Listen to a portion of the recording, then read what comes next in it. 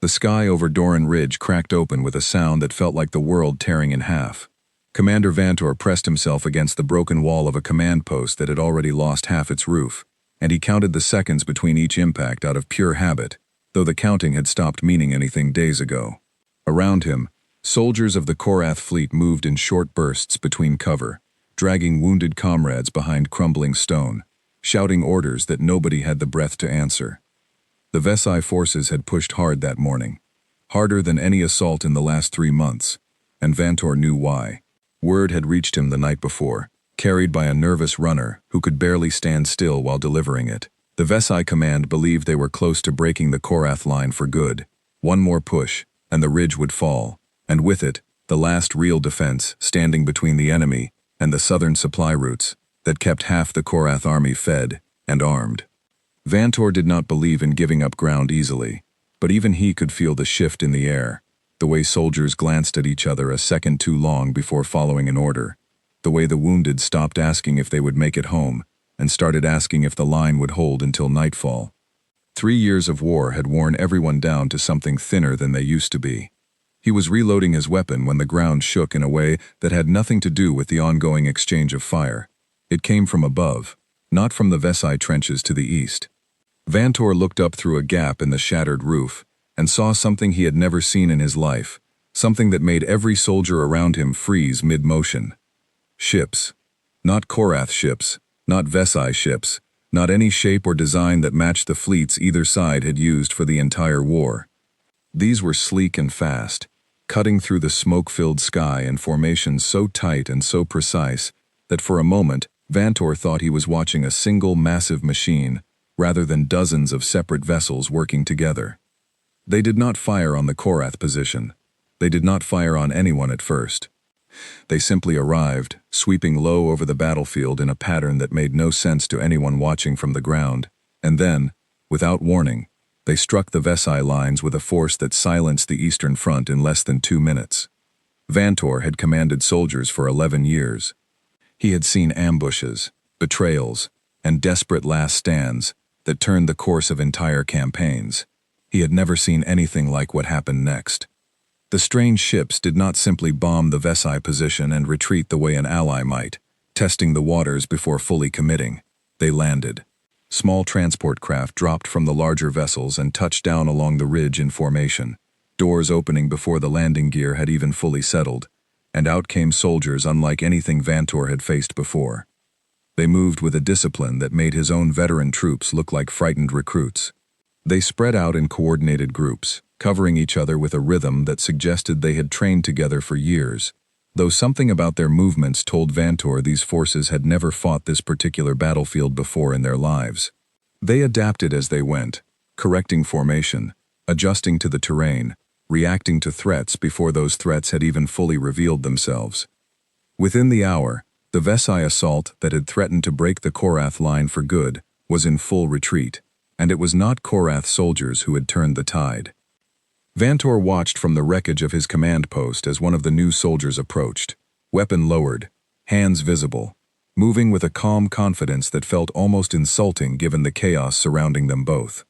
The soldier was smaller than Vantor expected, soft-featured in a way that seemed impossible for someone who had just helped dismantle an entire assault force in under an hour.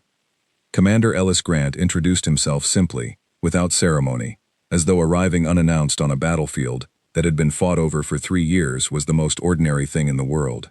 He said his forces had come from far beyond the boundaries either side of this war had ever mapped, and that they were not interested in taking sides in the conflict between the Korath and the Vesai. Vantor did not believe him. Nobody who fought that well, who arrived with that kind of precision and force, showed up on a battlefield without an agenda, he asked, through gritted teeth and a translator device barely holding together after the morning's fighting, what exactly these humans wanted. Grant's answer was short. He said his people wanted the war to end.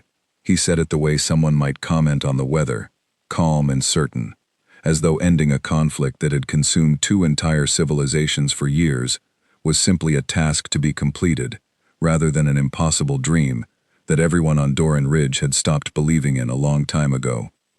Vantor laughed, though there was no humor in it.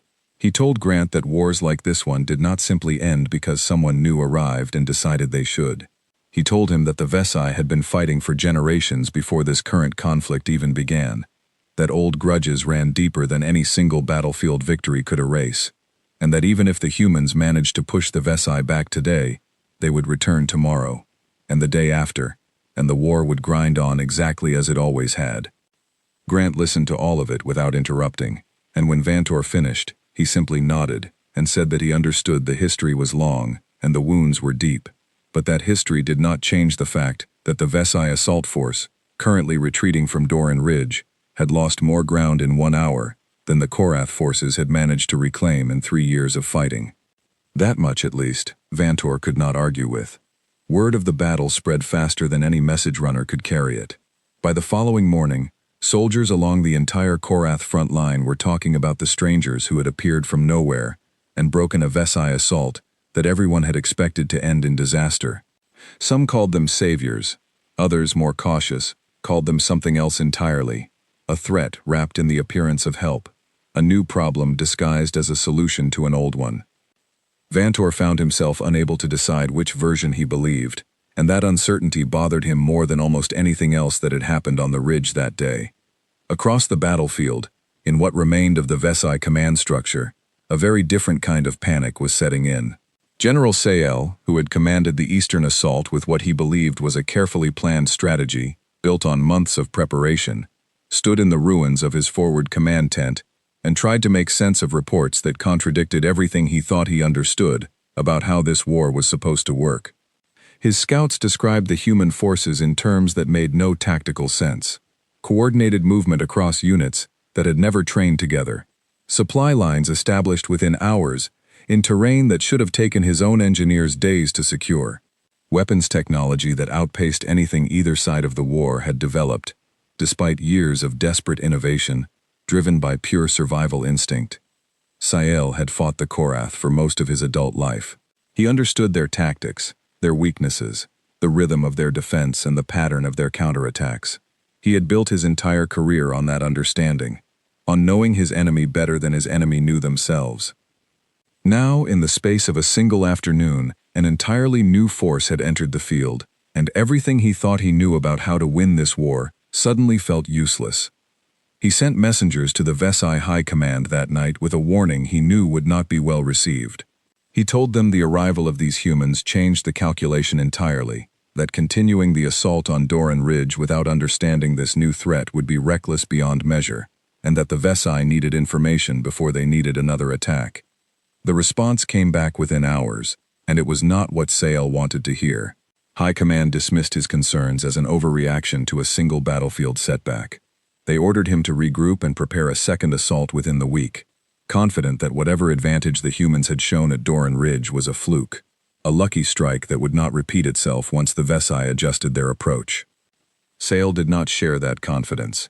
Standing in the wreckage of his command tent, staring out at the smoke still rising from the ridge in the distance, he felt something he had not felt since the earliest days of the war, back when the outcome still felt uncertain and every battle carried real weight. He felt afraid, and worse than that, he felt certain that his fear was justified.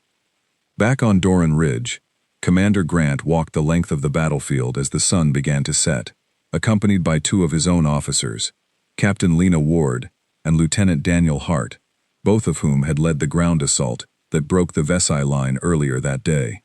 The 3 of them moved quietly among the wreckage, saying little, taking in the scale of destruction that years of conflict had left carved into the landscape.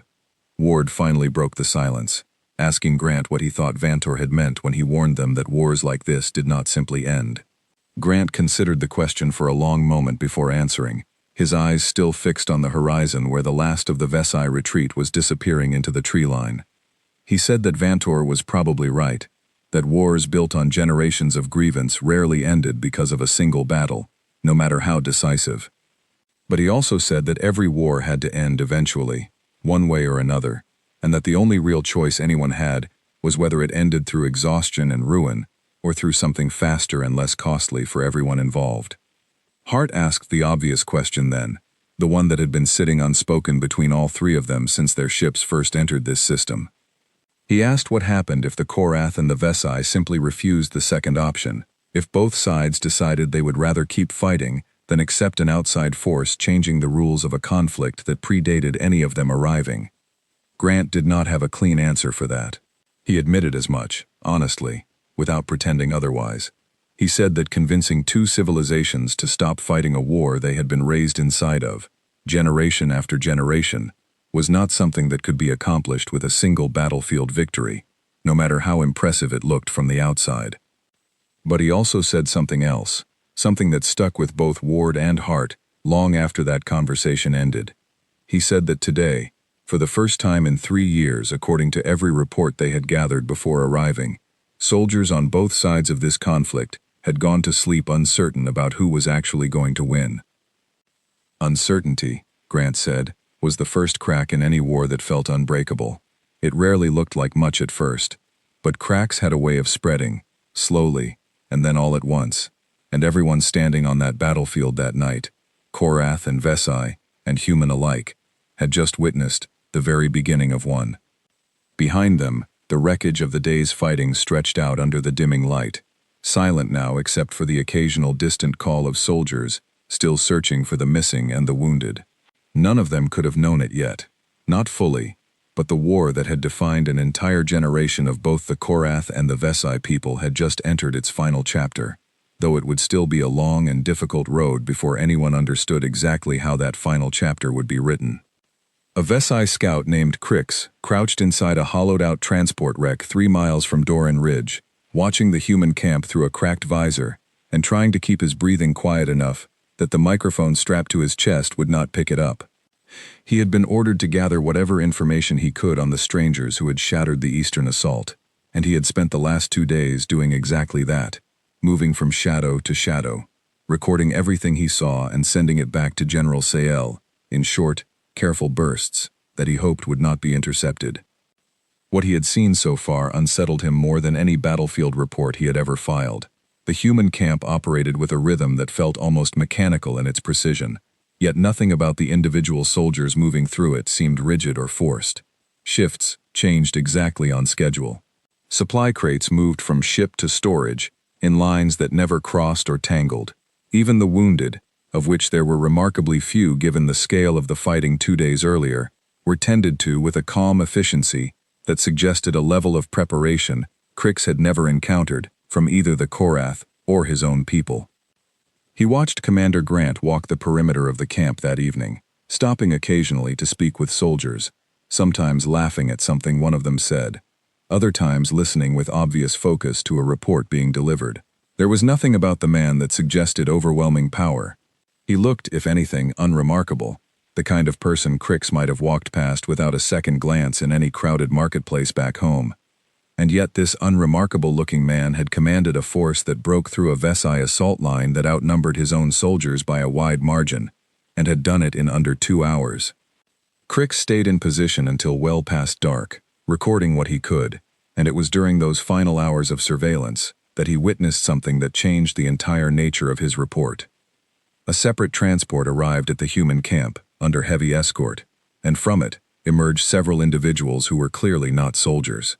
They wore no visible weapons, carried instruments Crix did not recognize, and moved through the camp with a different kind of purpose entirely, examining wreckage, collecting samples from the battlefield, speaking quietly among themselves in a language his translator struggled to fully process. Scientists, or something close to it. Crix understood immediately what that meant. These humans were not simply here to fight, they were here to study the war itself, to understand it from the ground up. And that realization frightened him more than any weapon he had seen deployed against the Vesai forces 2 days earlier. He was preparing to retreat and deliver his full report when a hand closed around his shoulder from behind, firm but not violent, and a voice spoke close to his ear in a calm, even tone that made his entire body go rigid with fear. Captain Lena Ward had been trained to notice things other people missed, and she had noticed the scout 3 hours earlier, watching him from a distance while pretending to inspect a supply line that did not actually need inspecting. She had waited patiently, letting him believe himself hidden, gathering her own read on his patience and his discipline, before finally deciding it was time to introduce herself properly. Crix expected to be taken prisoner, interrogated harshly, perhaps worse. That was how the Korath had always treated captured Vesai scouts, and he assumed these newcomers, having just fought alongside the Korath, would follow the same pattern.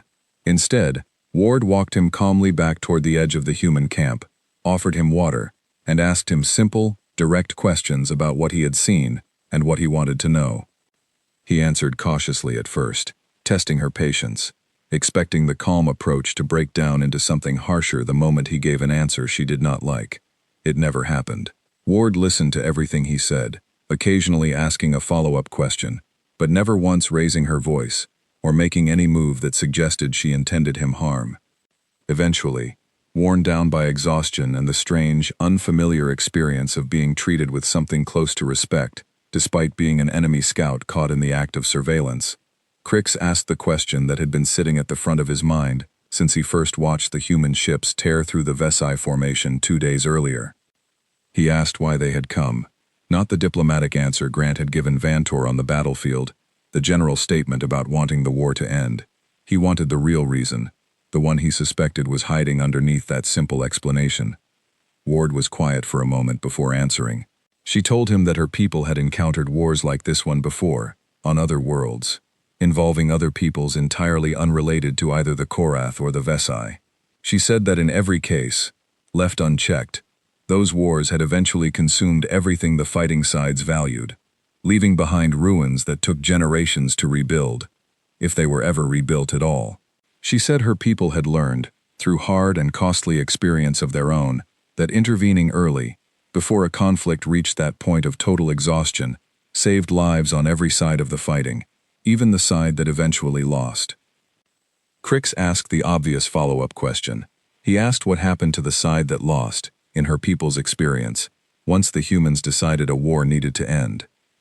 Ward's answer was careful, measured, and it stayed with Crix long after their conversation ended.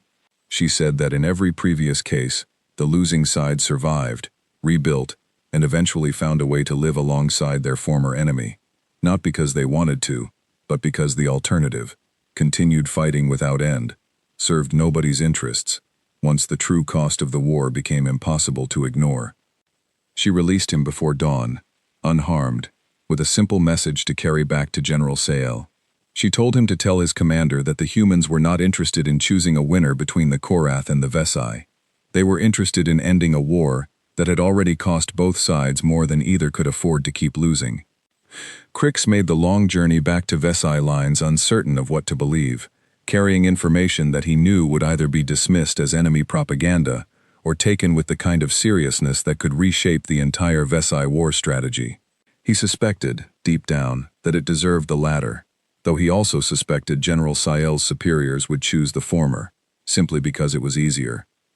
He was right on both counts. Sael listened to the scout's full report in silence, asking few questions, his expression unreadable throughout. When Crix finished, Sael sat quietly for a long moment before finally speaking, and what he said surprised the young scout more than anything else that had happened over the previous 2 days. Sael said he believed him. Not because he trusted the humans, not because he thought their intentions were as pure as the message suggested, but because everything Crix described matched a pattern Sael had begun to notice in reports coming from other fronts along the war, reports of similar human forces appearing at scattered points across contested territory, always intervening decisively, always without claiming new ground for themselves afterward. That last detail troubled Sael more than anything else. An invading force that took no territory, claimed no resources, and simply disrupted the existing balance of power without any obvious material gain for itself, was, in his experience, either the most dangerous kind of enemy imaginable, or something else entirely, something the rules of conventional warfare had never prepared him to understand. He sent his own report up the Vesai chain of command that night, more detailed and more urgent than the one before, and once again the response came back dismissive, ordering him to proceed with preparations for a second assault on the Eastern Front, regardless of the growing uncertainty surrounding the human presence there.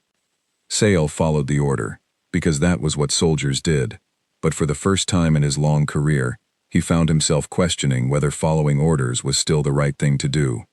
Meanwhile, on the Korath side of the conflict, Vantor was dealing with his own set of complications. The arrival of the humans had bought his forces breathing room they desperately needed, but it had also created new tensions within his own command structure. Some of his officers viewed the humans as saviors, eager to align completely with this powerful new force and let them lead the war effort going forward. Others viewed them with deep suspicion, worried that accepting human help now meant accepting human control later, once the immediate crisis of the Vesai assault had passed. Vantor found himself caught between these two camps, unable to fully commit to either position. He had seen firsthand what the humans were capable of on the battlefield, and he could not deny the value of that capability. But he had also spent his entire adult life fighting a war shaped by Korath pride and Korath history, and something in him resisted the idea of an outside force determining how that history would ultimately end. He requested a second meeting with Commander Grant, hoping to get a clearer sense of exactly what the humans intended, beyond the vague talk of ending the war that Grant had offered on the battlefield. Grant agreed without hesitation, and the two men met the following afternoon, in what remained of the Korath forward command post, sitting across from each other at a table still scarred with damage from the fighting days earlier. Vantor asked directly what the humans expected from the Korath, in exchange for their continued support. He expected a demand, some hidden cost buried beneath the surface of apparent generosity, the kind of arrangement he had seen play out countless times in Korath politics, whenever one faction offered help to another during moments of weakness.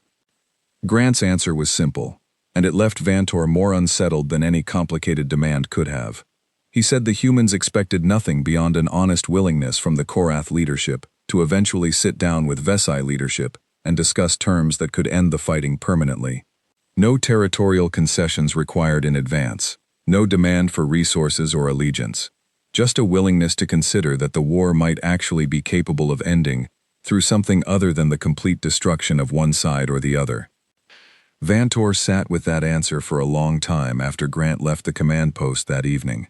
3 years of fighting had trained him to expect hidden costs behind every offer of help, and the absence of one here felt almost more suspicious than if Grant had simply named a price outright.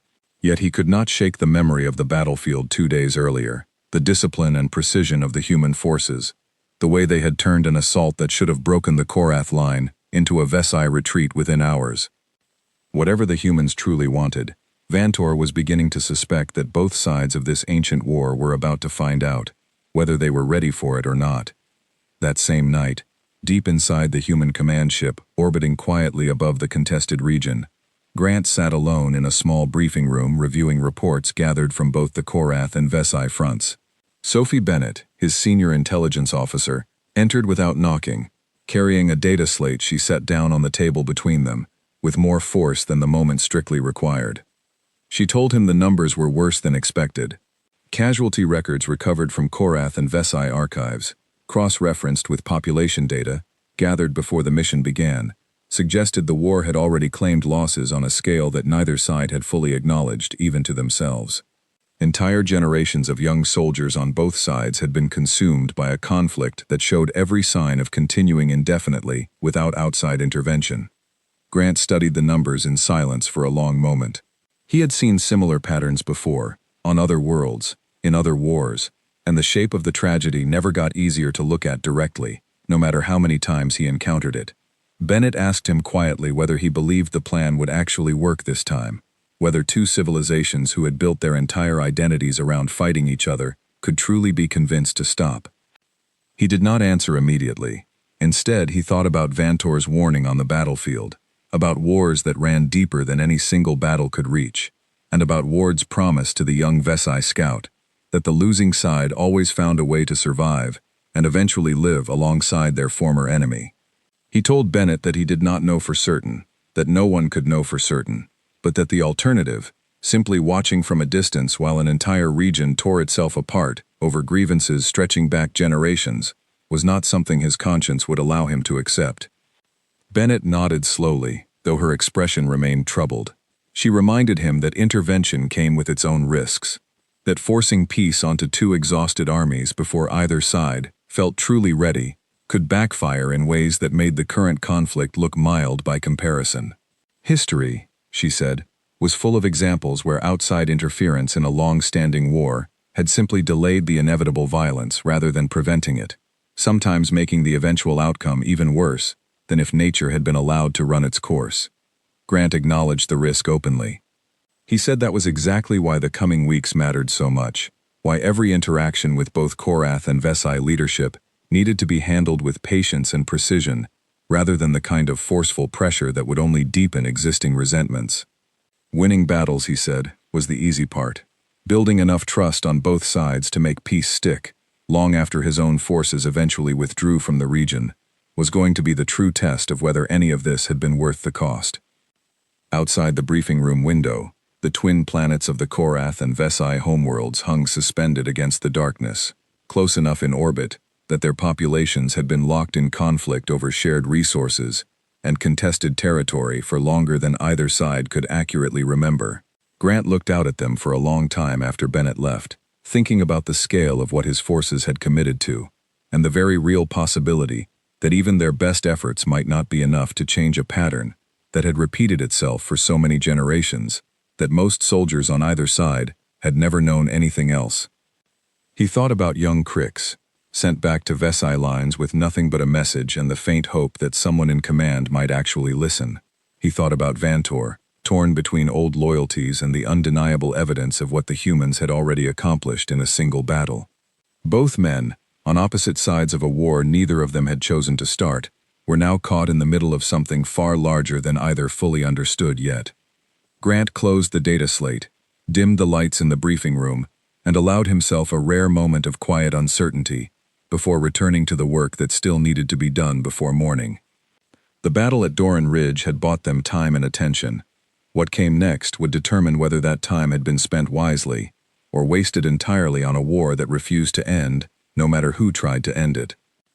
The alarm on the Vesai fortress of Kethrin Hold sounded 3 hours before dawn, and General Sale was already awake when it did, standing at the edge of the command tower staring out at a horizon that had gone strangely quiet over the past 2 days. He had expected this moment. He had prepared for it as well as anyone could prepare for something they did not fully understand.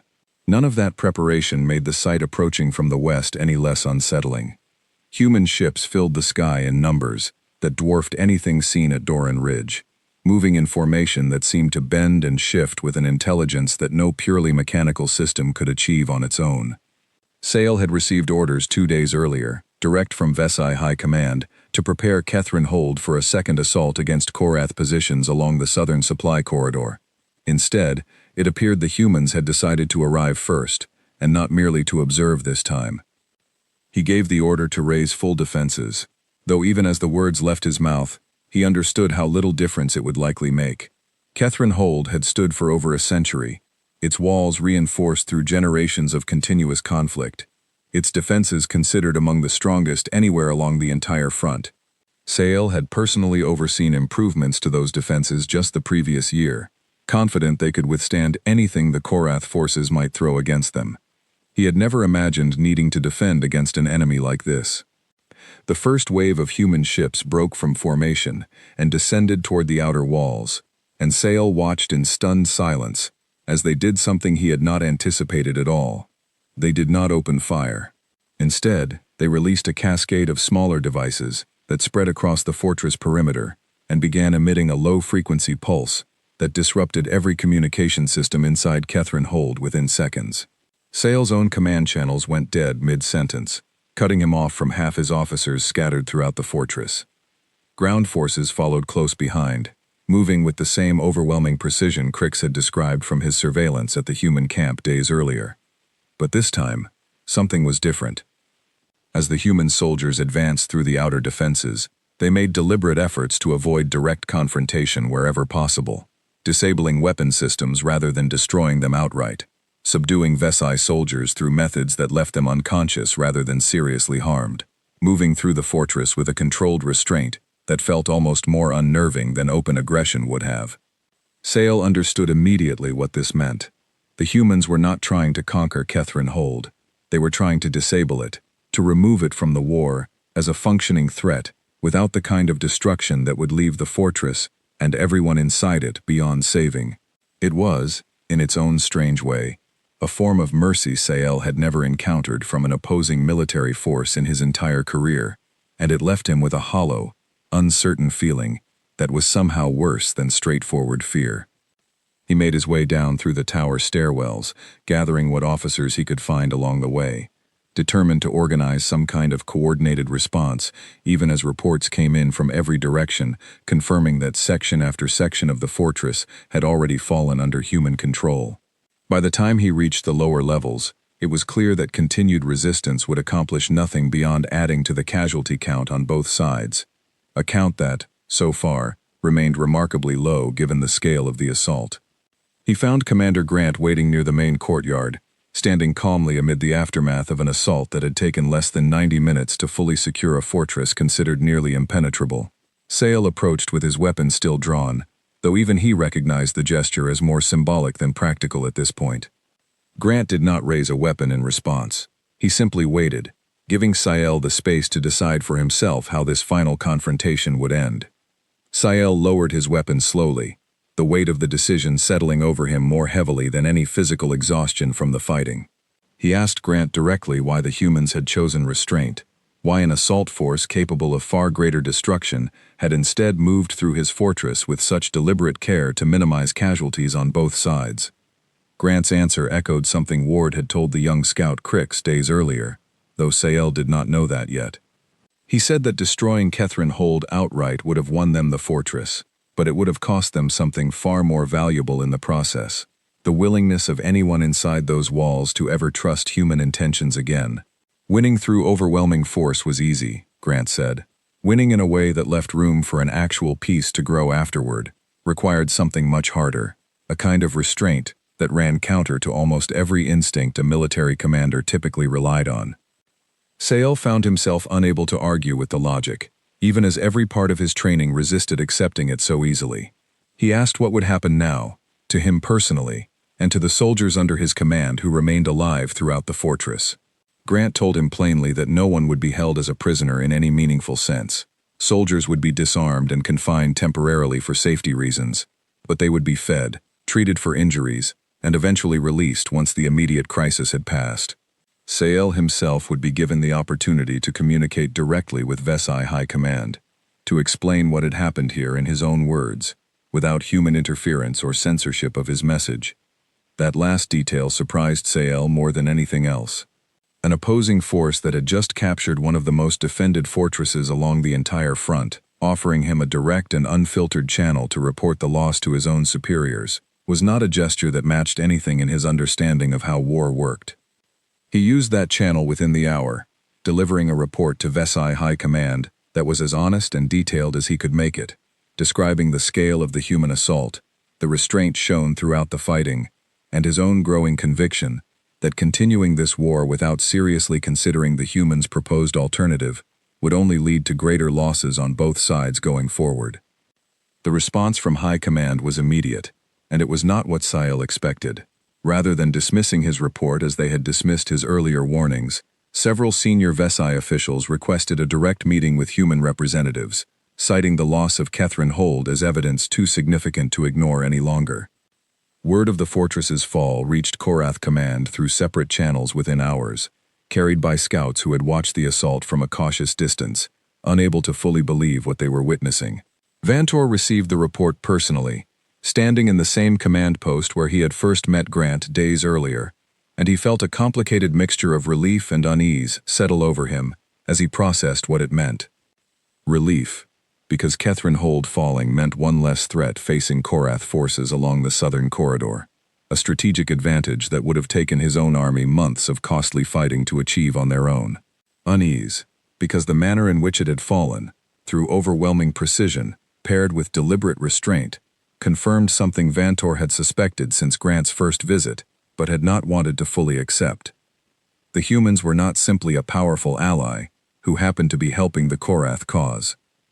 They were an independent force operating according to their own logic entirely, capable of striking either side of this conflict with equal effectiveness whenever they judged it necessary.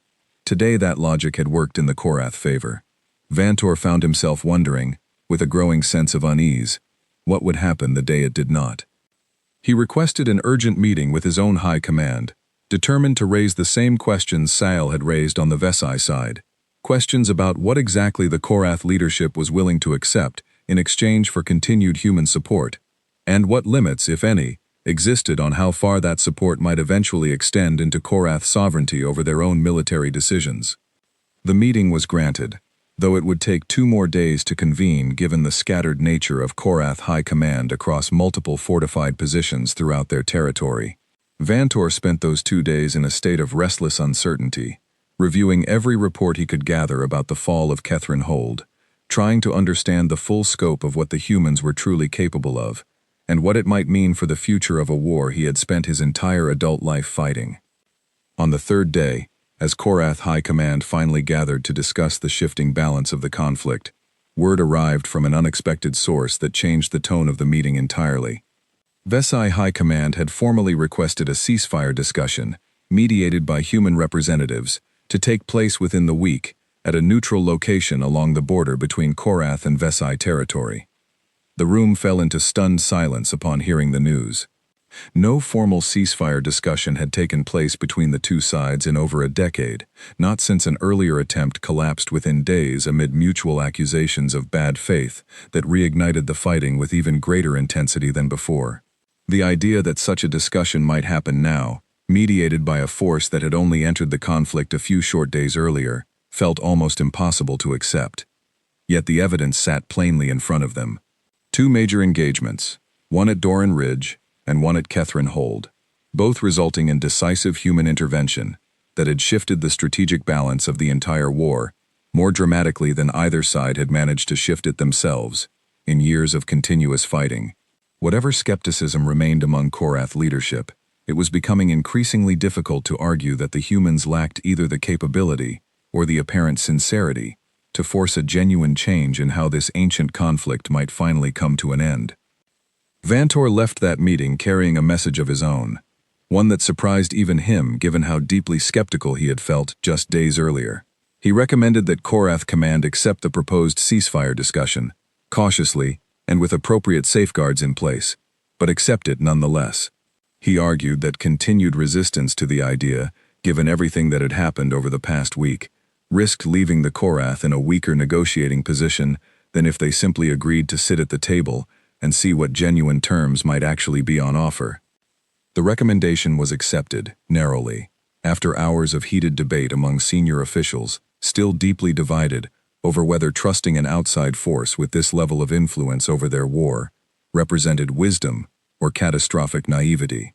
But accepted it was, and within days, formal preparations began on both sides for a meeting that neither the Korath nor the Vesai had believed possible only 2 weeks earlier.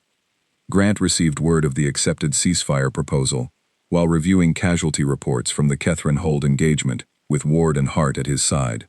He read the message twice before setting it down, allowing himself a brief moment of quiet satisfaction before the weight of what came next settled back over him. Getting both sides to agree to sit down and talk had been the easier part of this mission, difficult as it had proven to be. Getting them to actually reach an agreement that would hold, long after the initial shock of the human intervention faded and old grievances began reasserting themselves, was going to require something far more delicate than any battlefield victory could provide. Ward asked him quietly what he thought the odds were that this ceasefire discussion would actually succeed, given the depth of history working against it. Grant considered the question carefully before answering, his eyes drawn again to the twin planets visible through the viewport, close enough in their shared orbit to have been locked in conflict over the same contested resources for longer than either civilization could clearly remember. He said the odds were better than they had been 2 weeks earlier, though still far from certain. He said the coming meeting would tell them a great deal about whether real peace was possible here, or whether this war had simply grown too old and too deeply rooted in both cultures to ever truly be resolved through negotiation alone. Either way, he said, they were about to find out, and there would be no turning back from whatever happened next. Not everyone welcomed the news of the coming ceasefire discussion. Deep within the Vesai military structure, a faction of senior officers who had built their entire careers around the continuation of the war viewed the proposed meeting as nothing short of surrender dressed up in diplomatic language. Among them was Colonel Marin, a hardened veteran who had lost 2 brothers to Korath forces over the course of the conflict, and who regarded any suggestion of peace as a betrayal of everything those losses had meant. Marin moved quickly once word of the ceasefire reached his command post, gathering a small group of loyal officers who shared his conviction that the war could still be won outright if only the Vesai leadership held firm, rather than bending to pressure from an outside force with unclear motives. Together, they began planning something that would never appear in any official record, an operation designed to disrupt the ceasefire discussion before it could ever take place. Their target was the neutral meeting site itself, a converted outpost along the border region where Korath, Vesai, and human representatives were scheduled to gather within days. Marin believed that a strike against the site, timed to occur just before the delegations arrived, would shatter what little trust had begun forming between the 2 warring sides, forcing both governments back toward the familiar certainty of continued conflict rather than the uncertain promise of peace. Grant's intelligence team picked up early signs of the plot almost by accident. Sophie Bennett, reviewing communication patterns intercepted from various Vesai military channels, noticed an unusual cluster of coded transmissions moving between officers who had no official role in preparations for the ceasefire meeting. The pattern was subtle, easy to dismiss as routine noise, but something about the timing set off enough concern that she flagged it for Grant's immediate attention. Grant assembled a small team to investigate further, led personally by Ward and Hart, both of whom had proven themselves capable of operating with the kind of discretion this situation required. Moving too aggressively risked alerting Marin's faction and pushing them toward a rushed, more dangerous version of whatever plan they were assembling. Moving too slowly risked missing the opportunity to stop them before real damage was done. Ward and Hart infiltrated the border region 2 days before the scheduled meeting, posing as part of the human security detail responsible for preparing the site. It did not take long before Hart noticed something wrong. A supply crate delivered to the outpost that did not match any manifest on record, tucked into a storage room that should have remained empty until the day of the actual meeting. He signaled Ward quietly, and the 2 of them approached the crate with careful caution, aware that whatever it contained had been placed there deliberately and likely represented exactly the kind of threat Bennett's intercepted communications had hinted at. Hart's examination confirmed their fears within minutes. The crate contained a compact explosive device, rigged with a timer, set to detonate precisely during the hours the ceasefire delegations were scheduled to be present inside the outpost. There was no time for a lengthy investigation into who had placed it there.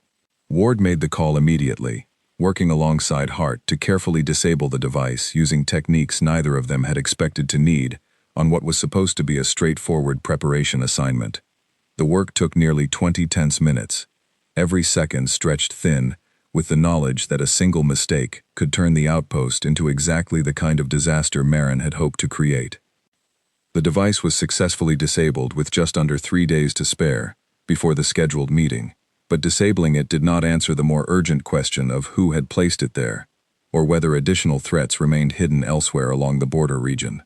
Grant ordered a full sweep of the entire site, coordinated between human, Korath, and Vesai security personnel, working together for the first time in the war's long history, an uneasy but necessary cooperation, given the stakes involved. The joint sweep uncovered evidence linking the device back to Marin's faction within 2 days, thanks largely to careful tracing of the same coded communications Bennett had first flagged.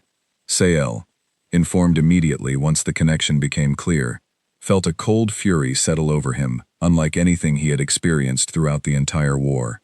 He had lost soldiers to Korath forces over the years, had grieved friends and comrades taken by the fighting, but the idea that someone within his own command structure would deliberately sabotage a chance at ending that same suffering felt like a betrayal on an entirely different level. He moved decisively, ordering Marin's immediate detention along with every officer connected to the plot, personally overseeing the operation to ensure it was handled cleanly and without further incident that might further destabilize the fragile trust building between the 2 sides. Marin did not resist when confronted, offering no apology either, simply stating that he believed history would eventually prove him right, that the peace being pursued now would collapse eventually regardless of what happened at the border meeting, and that he had merely tried to hasten the inevitable rather than prolong false hope. Sael did not respond to that justification. He simply had Marin removed from the outpost and confined, his fate to be decided later by Vesai High Command once the immediate crisis had passed. For now, there was still a ceasefire discussion to protect, and precious little time left before the scheduled meeting to ensure nothing else stood in its way. Word of the failed sabotage attempt spread quickly through both Korath and Vesai ranks, and its effect on morale was more complicated than anyone might have predicted. For some soldiers on both sides, it confirmed exactly the kind of suspicion Grant had worried about from the beginning. Proof that even among their own people, the desire to keep fighting ran deeper than any single battlefield defeat could erase. For others, the fact that Vesai leadership had acted so swiftly and decisively to protect the ceasefire discussion, arresting one of their own senior officers, rather than quietly ignoring the threat, offered a different kind of proof entirely. Evidence that this attempt at peace might be more serious and more sincere than either side had initially dared to hope. Vantor received a full account of the incident from Grant himself, delivered with the same calm honesty that had characterized every conversation between the two men since their first meeting at Doran Ridge. He listened carefully, weighing the implications, and found himself surprised by his own reaction. Rather than deepening his skepticism about the coming ceasefire discussion, the failed sabotage attempt somehow strengthened his cautious hope that both sides might genuinely be ready to try something different after so many years of grinding, purposeless conflict. He said as much to Grant before the human commander departed to finalize security arrangements for the meeting. He said that a plot to destroy the peace before it even began, uncovered and stopped by the very side it was meant to protect, told him something important about how seriously the Vesai leadership was now taking this opportunity. Grant simply nodded, acknowledging the sentiment without offering false reassurance about what still lay ahead. The road to Kethrin Hold's neutral border outpost remained open, the threat neutralized for now, but everyone involved understood that the true test was still to come. In 3 days, representatives from two civilizations that had spent generations locked in conflict would sit across from one another for the first time since any of the soldiers currently serving had been born, and the outcome of that meeting would determine whether the sacrifices of the past week, on the battlefield and behind the scenes alike, had truly been worth the cost. The morning of the ceasefire discussion arrived under a gray sky heavy with the promise of rain, and the outpost at the border region hummed with a tension that had nothing to do with weather. Vantor arrived first, accompanied by a small delegation of senior Korath officers, each of them visibly uneasy about stepping into a room that would soon hold representatives of an enemy they had spent their entire military careers fighting against. Sael arrived 20 minutes later, his own delegation similarly tense, the memory of Marin's failed sabotage still fresh enough that every Vesai officer present kept careful watch on their surroundings. Grant stood near the entrance of the main hall, greeting both delegations with the same measured calm that had defined every interaction since his forces first arrived at Doran Ridge. Ward and Hart flanked him, along with a handful of additional human officers responsible for maintaining security throughout the proceedings. The atmosphere inside the hall was thick with a silence that felt heavier than words, decades of hostility compressed into the space between two groups of people who had never before shared a room without weapons drawn. The discussion began cautiously, each side testing the boundaries of what the other was willing to accept, old accusations surfacing within the first hour, despite everyone's best intentions to focus on the future rather than the past. Vantor found himself repeating grievances he had carried for years, watching Sael's expression tighten with each one, and for a moment, it seemed as though the entire meeting might collapse under the sheer weight of accumulated resentment before any real progress could be made. It was Grant who finally interrupted the growing tension, not with force, but with a quiet request that both sides simply describe, in their own words, what they wanted the future to look like once the fighting stopped. Not what they wanted from the other side as punishment or concession, but what they actually wanted for their own people, their own children, their own future generations who had never known a world without this war, shaping every part of their lives. The question landed differently than anything said before it. Vantor spoke first, hesitant at first, describing a Korath homeland where young soldiers were not conscripted the moment they came of age, where farmland currently converted to military staging grounds could return to feeding families rather than fueling an endless campaign. Sael followed, describing something remarkably similar from the Vesai perspective, a longing for stability that had nothing to do with defeating the Korath, and everything to do with simply being allowed to live without the constant weight of conflict pressing down on every decision. For the first time since the meeting began, both delegations sat in a silence that felt different from the tension of before, a recognition, however small, that the futures each side wanted for themselves were not nearly as opposed to one another as decades of fighting had led them to believe. The negotiations that followed over the next several hours were difficult, filled with disagreements over specific terms, disputes about contested territory, and lingering distrust that no single conversation could fully erase. But something had shifted in that room, a crack forming in the wall of hostility that had defined relations between the Korath and Vesai for longer than anyone present could remember.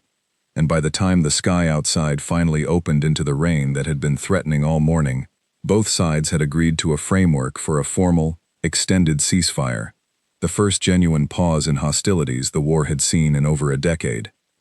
It was not peace, not fully, not yet. Both Vantor and Sael made that clear to their respective commands, cautioning against premature celebration, given how much work still remained before any lasting agreement could be finalized. But it was a beginning, and after years of grinding conflict that had consumed entire generations, a beginning was more than either side had believed possible only 2 weeks earlier. News of the ceasefire spread quickly across both Korath and Vesai territory, and the reaction was far from unanimous celebration. Soldiers who had spent years fighting, who had lost friends and family to the conflict, struggled to process the sudden shift from active warfare to uncertain peace. Some welcomed the news with quiet relief, exhausted by years of fighting they had never fully understood the purpose of. Others reacted with anger, feeling as though the sacrifices made throughout the war were being dismissed or forgotten in the rush toward reconciliation. That anger found its most dangerous expression 3 days after the ceasefire was announced, when a group of Korath soldiers, still loyal to the old cause and deeply distrustful of the sudden peace, launched an unauthorized strike against a Vesai supply convoy near the newly established ceasefire line. The attack violated the fragile agreement almost immediately after it had been signed, and for several tense hours, it seemed as though the entire ceasefire might collapse before it had even properly begun. Vantor learned of the attack within minutes of it occurring, and he moved faster than he had moved at any point during the entire war, personally traveling to the site of the violation to assess the damage and prevent the situation from escalating further. He found Sael already there, having received the same urgent report through separate channels, both commanders arriving at the scene almost simultaneously, each bracing for the other to react with the kind of retaliatory fury that had defined so much of their shared history. Neither did. Instead, standing together at the site of a ceasefire violation that could easily have reignited the entire war, Vantor and Sael made a decision that surprised even themselves. Rather than treating the attack as justification for renewed hostilities, they agreed to treat it as exactly what it was, an unauthorized action by a small group acting against the wishes of their own leadership, and they worked together, Korath and Vesai officers side by side, for the first time in living memory, to identify those responsible and hold them accountable under the terms both sides had already agreed to. The soldiers responsible for the attack were located within the day, and their punishment was handled jointly, with representatives from both sides present, to ensure fairness in a process that had never existed before in the entire history of the conflict. It was a small moment in the grand scope of everything that had happened over the previous weeks, but it carried enormous symbolic weight. For the first time, Korath and Vesai forces had worked together, not against a common enemy, but toward a common goal of preserving something they both wanted to protect. Grant, watching from a careful distance to avoid interfering with a process that needed to belong entirely to the Korath and Vesai themselves, felt something close to genuine hope for the first time since his forces had arrived in the region. He had seen ceasefires collapse before, on other worlds, under far less pressure than this one had just faced. Watching both sides choose accountability and cooperation, instead of retaliation, told him something important about the sincerity building beneath the surface of this fragile peace. That evening, Vantor and Sael met privately for the first time, without any formal agenda, sitting together in what had once been a contested border checkpoint, now serving as a makeshift meeting point between their two peoples.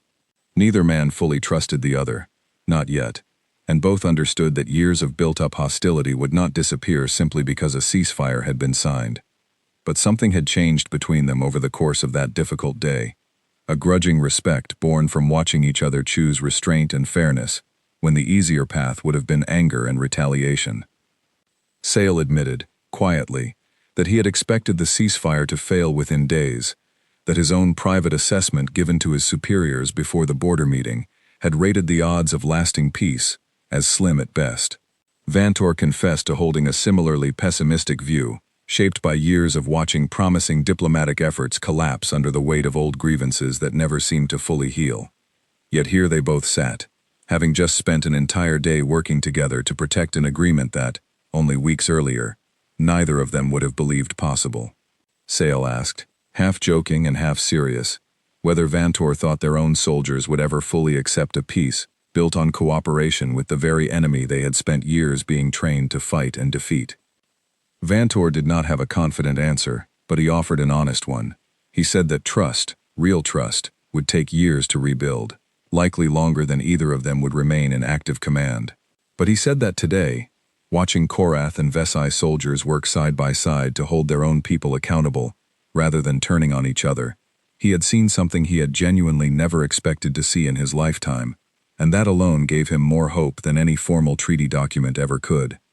The two men parted that night as something closer to cautious allies than the bitter enemies they had been just weeks before, both aware that the road ahead remained long and uncertain, but both quietly convinced, for the first time in years, that the destination might finally be worth the difficult journey required to reach it. Not every consequence of the ceasefire proved so encouraging. Within Vesai territory, Marin's imprisonment had transformed him, in the eyes of a small but vocal segment of the population, into something resembling a martyr, rather than a saboteur. Rumors began spreading through military barracks and civilian settlements alike, distorted retellings of the failed border attack, that painted Marin not as a man who had tried to destroy a fragile peace through violence, but as a patriot silenced, for refusing to accept what these rumors described as surrender to an unknown outside power. Sale became aware of the growing sentiment through reports from officers still loyal to him, and he understood immediately the danger it represented. A ceasefire built on cooperation between former enemies was fragile enough, without an internal movement forming around resentment, toward the very process meant to end the suffering both sides had endured for years. He raised the concern directly with Vesai High Command, urging them to address the spreading rumors openly, rather than allowing them to fester in the silence that so often followed official secrecy. High Command's response was slower and more cautious than Sale would have liked, more concerned with managing public perception through controlled messaging than confronting the underlying resentment directly. Sale took matters into his own hands where he could, speaking personally with soldiers under his command, answering their questions honestly about what had happened at the border checkpoint, about the sabotage attempt Marin had orchestrated, and about why the fragile peace currently taking shape represented a genuine opportunity, rather than the surrender his critics claimed it to be. It was slow, difficult work, made no easier by the fact that Sale himself still carried private doubts about how fully this peace could hold in the long run, but he pressed forward regardless, understanding that the alternative, allowing distrust and misinformation to spread unchecked, risked undoing everything achieved over the past several difficult weeks. A parallel struggle was unfolding within Korath territory as well, though it took a different shape entirely.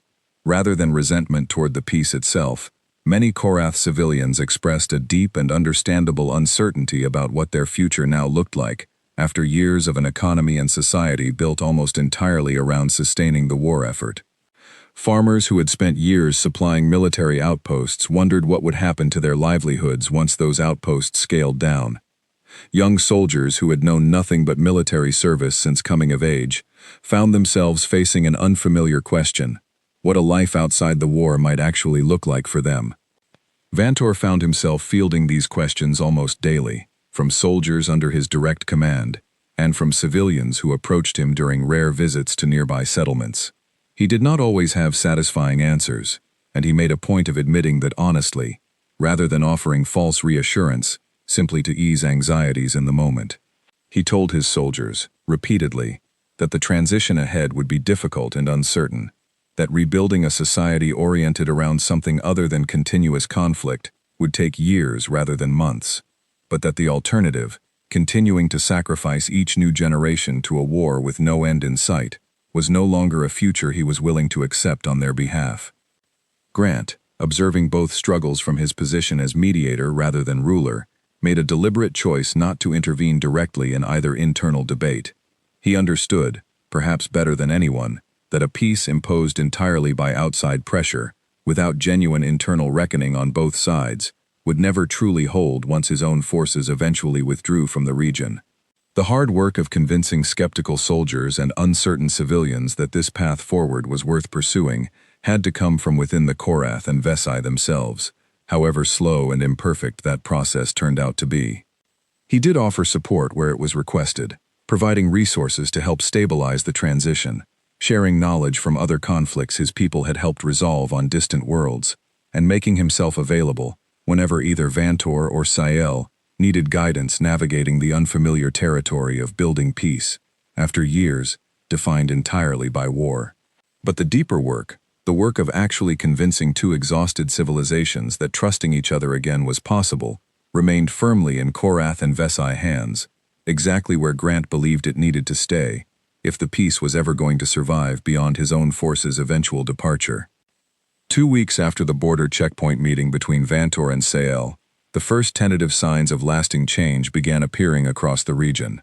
A small joint patrol, composed of both Korath and Vesai soldiers, successfully intercepted a group of raiders who had been exploiting the chaos of the transition period to loot abandoned settlements along the old contested border. It was the first time soldiers from both sides had fought alongside one another, rather than against each other, and though the engagement itself was minor, its symbolic weight rippled far beyond the immediate battlefield. Word of the successful joint patrol spread quickly, and for many soldiers on both sides who had remained skeptical of the peace, it offered something more convincing than any diplomatic speech or formal treaty document could provide: direct evidence that former enemies could work together effectively when given the chance. Vantor and Sael, informed of the successful operation almost simultaneously, exchanged a brief message of mutual acknowledgement, neither man overstating the significance of a single patrol, but both privately recognizing it as another small crack widening in a wall that had once seemed permanent and unbreakable. Grant received the report that evening alongside Ward and Hart, and for the first time since the mission began, he allowed himself something closer to genuine optimism rather than cautious hope. He reminded his officers, and himself, that the road ahead remained long, that trust between the Korath and Vesai would take years, perhaps generations, to fully rebuild after so much loss on both sides. But small moments like this one, soldiers who had once been sworn enemies, choosing cooperation over conflict when given the opportunity, suggested that the foundation being built beneath this fragile peace was stronger than anyone had dared to hope when his forces first arrived at Doran Ridge weeks earlier. Still, Grant understood better than anyone that peace agreements, however promising in their early stages, remained vulnerable until they were truly tested under real pressure that had not yet fully arrived. Somewhere beyond the immediate relief of the ceasefire and the small victories of joint cooperation, larger challenges waited, older grievances yet to be fully addressed, deeper wounds yet to be healed. The true test of everything achieved so far was still ahead of them, and everyone involved, human, Korath, and Vesai alike, understood that the coming weeks would determine whether this fragile beginning could truly grow into something lasting, or whether it would ultimately join the long list of failed peace efforts that had come before it. The test arrived sooner than anyone expected, and it came from a direction nobody had fully anticipated.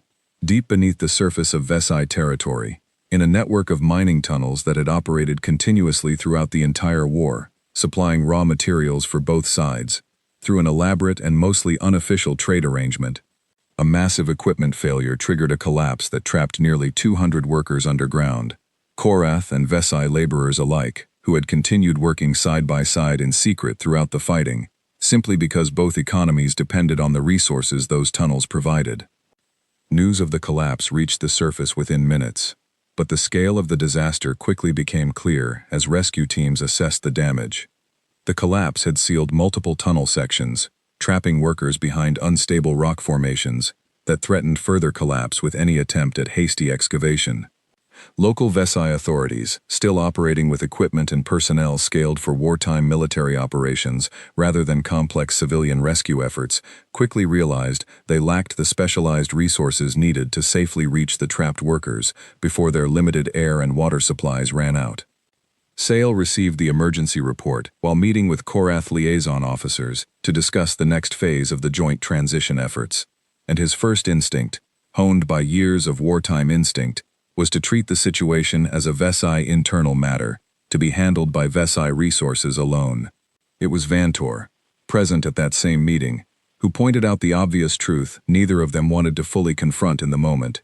Many of the trapped workers were Korath laborers, who had been supplying those same tunnels for years, meaning this was not purely a HFY crisis, but a shared one that demanded a shared response.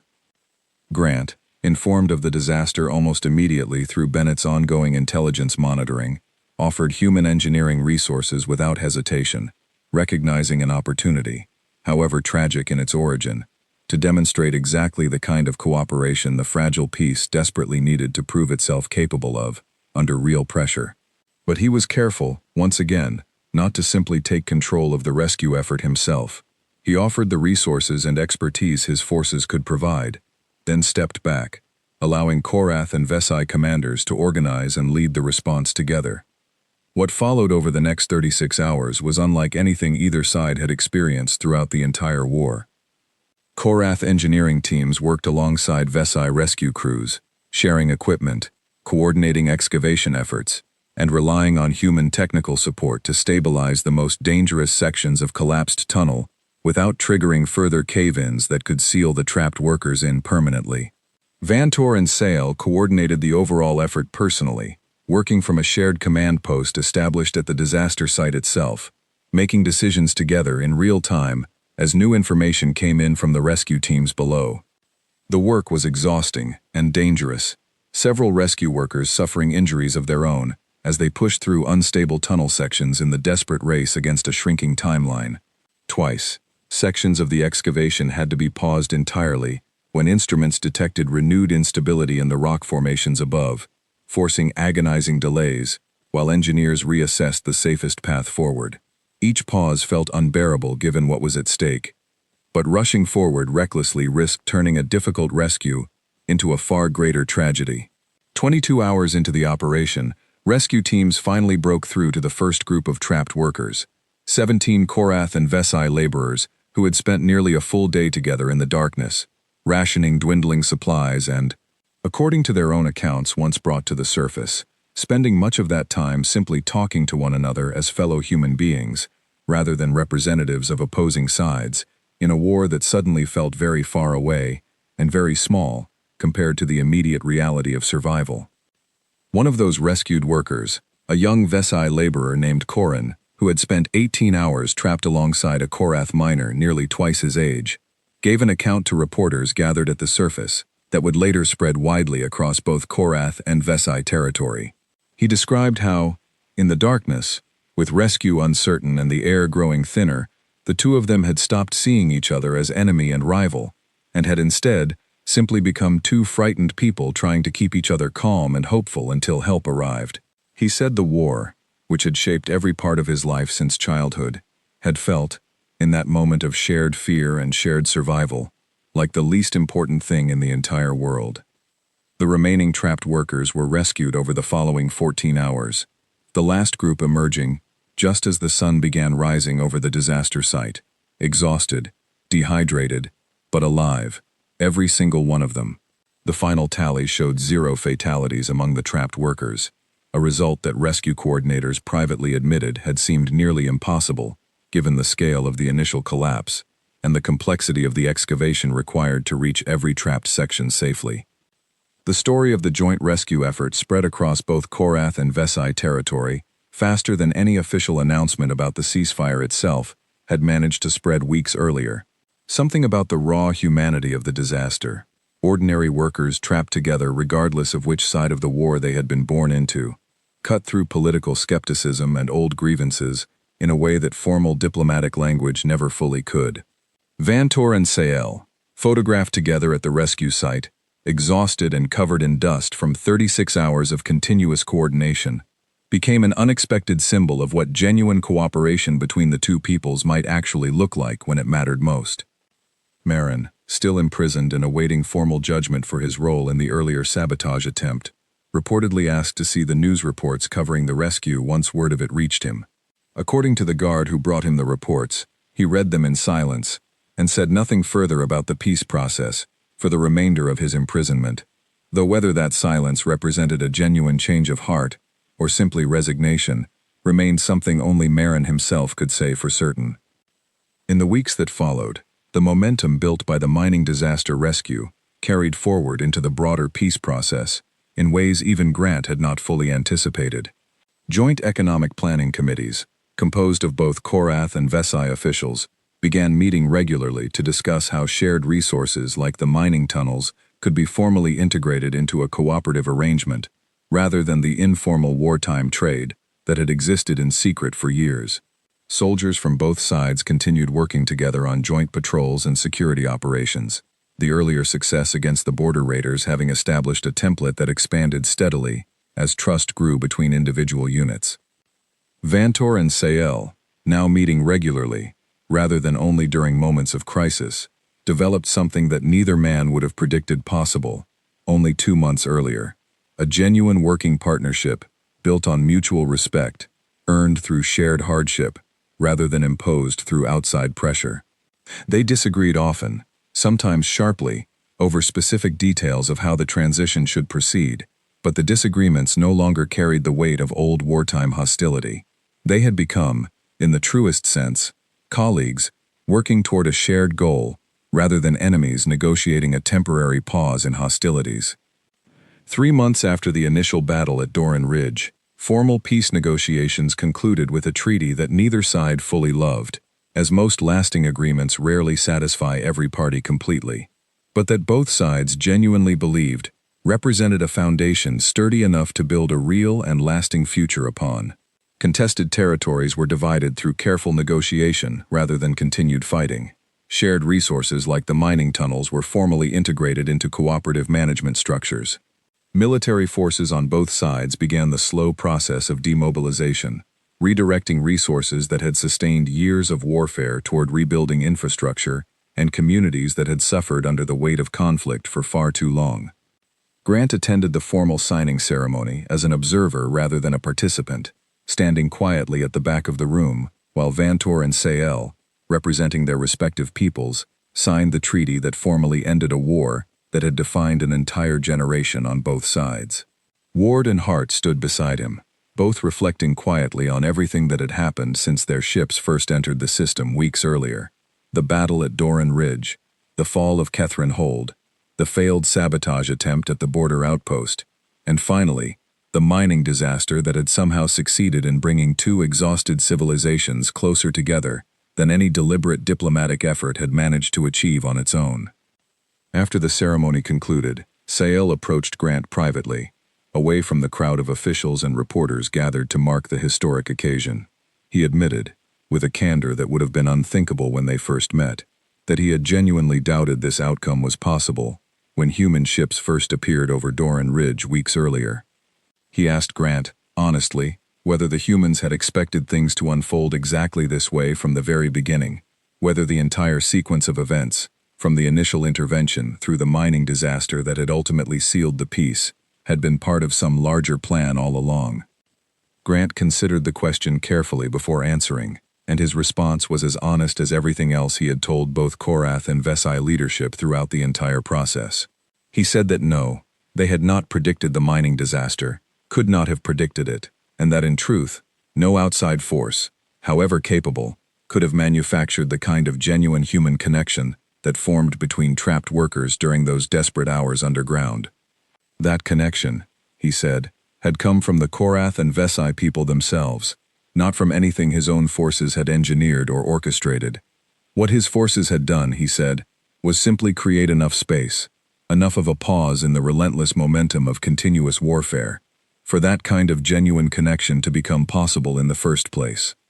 The rest, the actual work of choosing peace over old grievances, of extending trust to a former enemy when it would have been far easier to retreat back into familiar hostility, had always belonged to the Korath and Vesai alone.